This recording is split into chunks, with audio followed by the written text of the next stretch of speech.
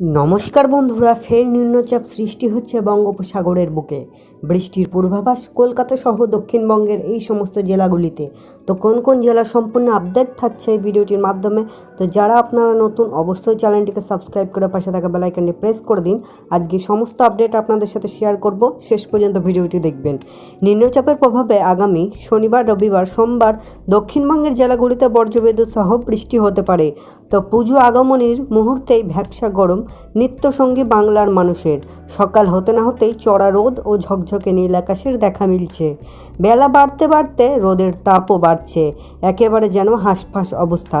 গরমে কাহিল কলকাতা সহ আশেপাশের জেলাগুলি একই অবস্থা। দুপুরে বঙ্গবাসীর স্বস্তির নিঃশ্বাস নেওয়ার দায় হয়ে পড়েছে।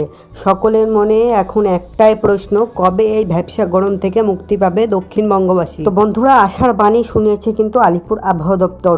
হাওয়া অফিসের মতে আজ বৃহস্পতিবার ও আগামীকাল শুক্রবারের মধ্যে বঙ্গোপসাগরে নিম্নচাপ তৈরি হতে পারে।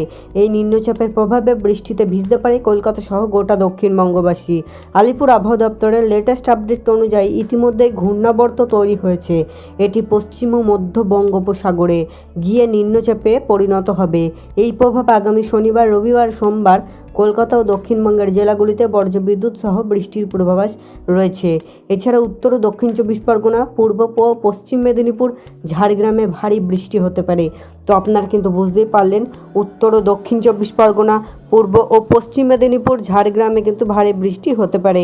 আসলে চলতি বছরে বৃষ্টির ঘাটতিতে অত্যষ্ট দক্ষিণবঙ্গবাসী।